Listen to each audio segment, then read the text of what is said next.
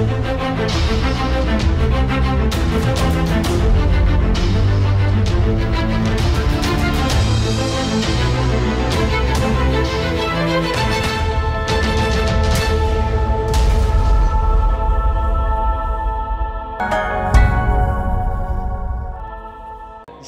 teknologis Dr. Jazmi Jamal, Director Future Creative School, dan saya juga sebagai seorang judge hakim untuk pertandingan Malaysia Projection Mapping Competition. Kita memilih tema terang sebagai platform untuk kita menceritakan tentang identiti kita. Jadi semua peserta daripada luar negara mempunyai identiti masing-masing dan pada masa yang sama diorang kena buat kajian tentang bangunan kita, heritage kita.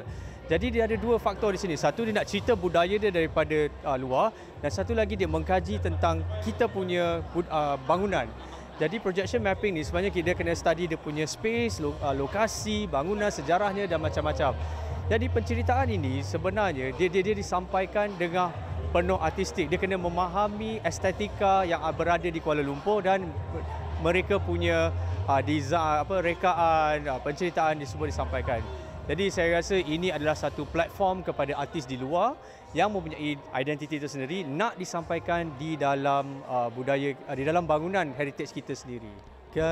Kami berpendapat sebagai panel, pertama sekali sebagai kita content creator di pihak digital content creator di antarabangsa, kita sebenarnya tidak berpeluang untuk datang ke negara sini. Tetapi bila karya kita diterbitkan negara kita, saya percaya ramai lagi orang nak melihat karya itu apabila ditayangkan di tempat bangunan yang bersejarah ini.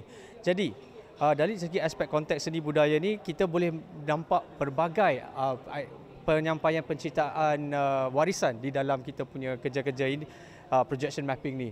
Dia cuma sebab dia lagi menarik because dia embed dia punya visual mapping dan juga termasuk sound, dan semua orang berkongsi cerita tentang perkara yang sama. Jadi untuk pelancong yang saya dah monitor untuk beberapa hari ini yang datang ni, memang pelancong antarabangsa akan melihat semua penceritaan tersebut selama 40 minit. Dan mereka akan tengok satu persatu because diorang nak ibarat dalam masa 40 dalam minit tersebut diorang boleh tahu, oh inilah sebenarnya identiti di Malaysia. Kita compile-kan dalam satu bangunan ini penceritaan begitu. Itulah kita punya target lah. Untuk proses buat projection mapping ni, pertama sekali kita akan melihat ibarat dia punya storyboard lah. Dia nak letak visual apa, dia nak letak maklumat apa, sound dia bagaimana. Dia akan submit kepada kami dan kita akan menilai satu persatu dan dia teruskan dia buat animasi di dalam projection mapping ni. Dari segi aspek penilaian projection mapping hari ini, kita terdiri kepada 4 kategori. Satu, penceritaan mengenai warisan. Berapa dalamkah dia mengenali identiti budaya itu dan juga bangunan ini. Kedua adalah teknik animasi, menganimasikan perkara tersebut. Tiga adalah teknik komposisi. Komposisi itu iaitu dia bermain dengan bangunan ni, dia punya lighting ke, dia punya, sebab setiap bangunan punya panel, adakah dia bermain dengan panel tu dengan elok. Begitulah yang ketiga. Dan keempat adalah rekaan design, kalau ikut dia punya detail atau tidak details lah. Jadi segi rekaan tu adakah dia kena dengan konsep yang disampaikan ke, itu adalah perkara estetika yang kita tengok.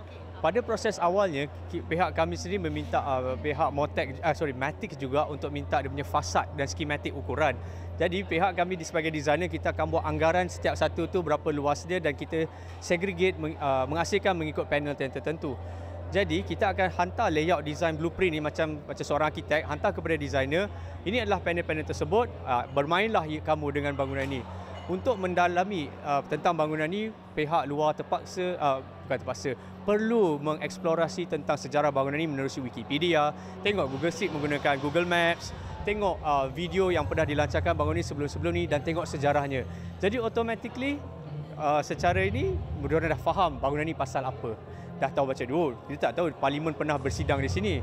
Dia tak tahu. Tiba-tiba dia akan tahu semua perkara ni lah. Even kita yang lokal ni pun ada yang tahu sejarahnya tersendiri. Tapi yang di luar sana lagi lebih banyak tahu.